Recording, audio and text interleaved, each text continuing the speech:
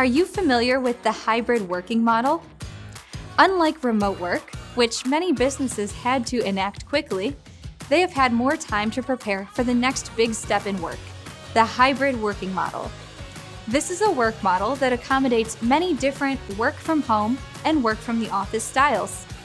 Today, we will be looking at several different types of hybrid work and the pros and cons of each. I'm Sissy, here with Jotform. Let's get started.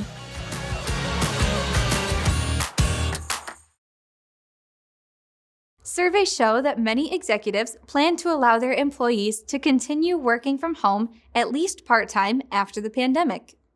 They also show that this is what a lot of employees want. It's a win-win situation. With a hybrid work model, employees are able to retain the pros of an office environment with the pluses of remote work. But they aren't always perfect. Different employees will without a doubt have different wants and needs. Then you have to consider the overall wants and needs of your business, which won't always align with those of your employees.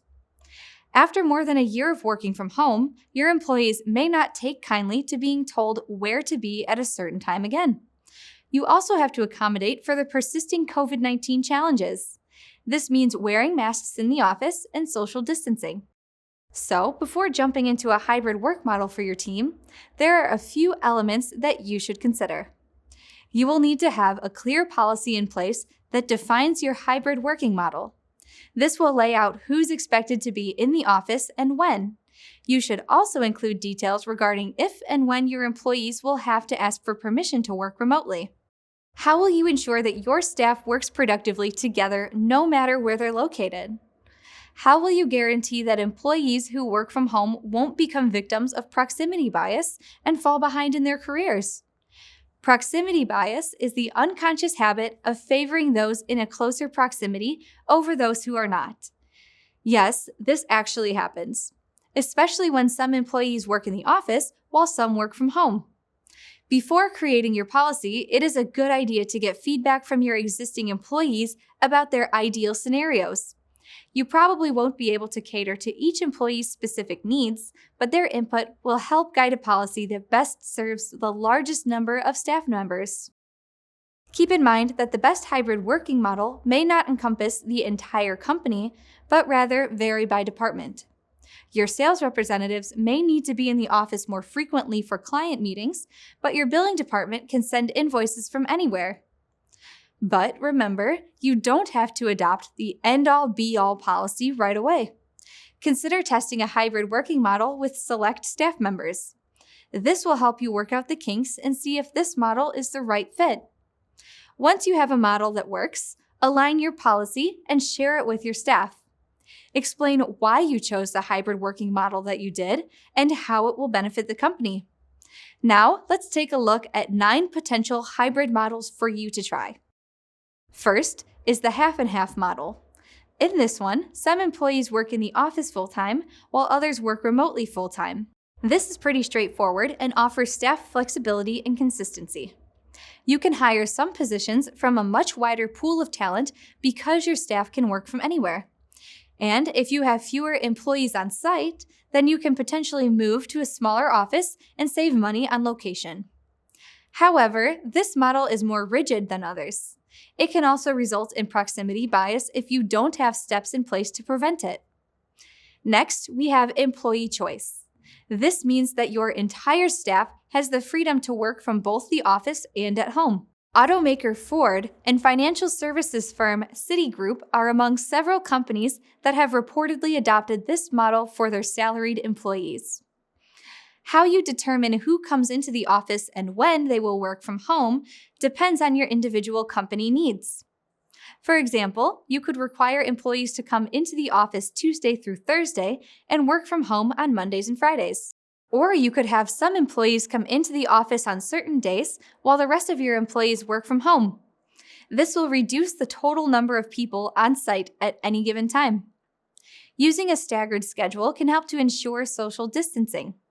This is also a flexible model, and you could potentially downsize your office. A model like this may be better suited for businesses like banks, which require in-person interaction with customers. However, with only some of your employees seeing each other in the office, some may begin to feel isolated. This model can also lead to more unpredictability. Since only a certain number of employees are in the office on a given day, you'll have to make sure that everyone is on the same page, whether they're in the office or at home. Then there is the combination model. This is a combination of the two previous models.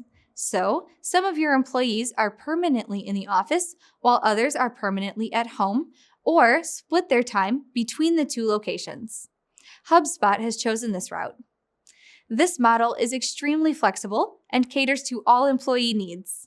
It also allows you to hire the best talent from virtually anywhere in the world and maybe even turn your business into a 24-hour global operation. But using a model like this can lead to some unpredictability regarding the whereabouts of your team. It can also create challenges when it comes to company culture and feelings of disconnect among those who are not in the office. The next model is known as Office First. This is where your employees come to the office most of the time, but can occasionally work from a remote location.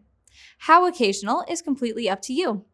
Project management firm Asana uses this approach. By having your employees return to the office, it will be easier to rebuild camaraderie and share a sense of purpose among the reunited staff. But employees don't have as much freedom in this model, and you could potentially face familiar challenges of the pre-pandemic era. And then there's the remote first model. This keeps up the current model of most businesses. This means that employees work remotely unless directed to do otherwise. Target had followed this approach, and they've been able to eliminate unnecessary office space.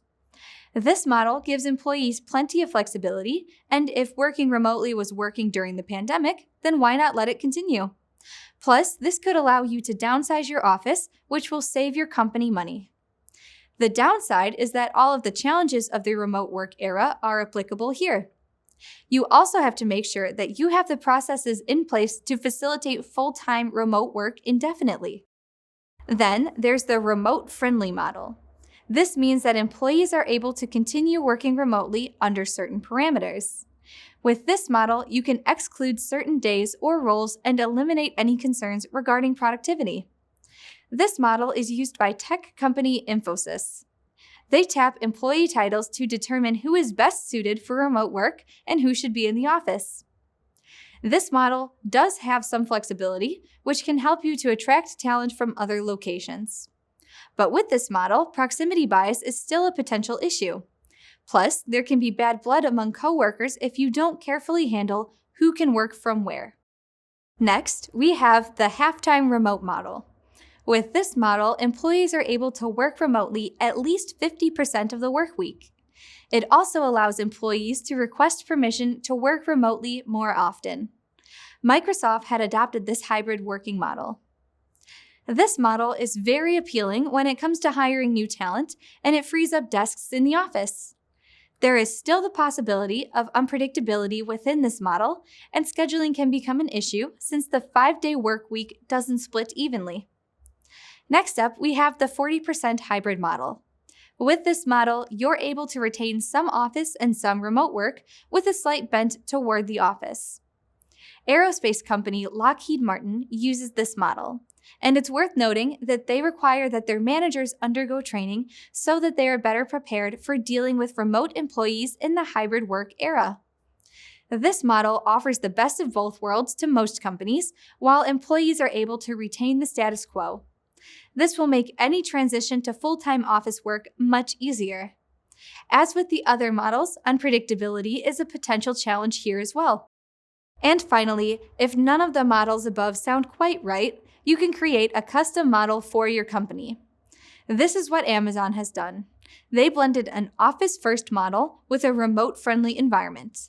The expectation is that employees will work from the office 3 days a week, but managers are also empowered to choose the best setup for their teams. This hybrid working model both retains the potential for in-office collaboration, but still provides some flexibility to staff members. But if you don't have a clear policy in place, then the challenges of remote work could resurface. There could also be a negative discourse among employees who face different requirements. The ideal hybrid model for your business depends entirely on the unique needs of your business. It may take a bit of trial and error before you find the right model, but by embracing the future of work and leveraging your tools, you will be set on a path to success. Speaking of utilizing the right tools, utilizing Jotform's customizable forms may be able to help. Whether you need scheduling forms, vaccine surveys, or workspace reservation forms, they can supply the tools that you need to smoothly transition to a hybrid work model. Okay, let's review. When it comes to a hybrid work environment, there are tons of hybrid models that your company can choose from. Today, we looked at 9 different models: half and half, employee choice, combination, office first, remote friendly, half-time remote, 40% hybrid, and custom. Thank you so much for watching today. I hope that this video was helpful. I'm Sissy here with Jotform. See you next time.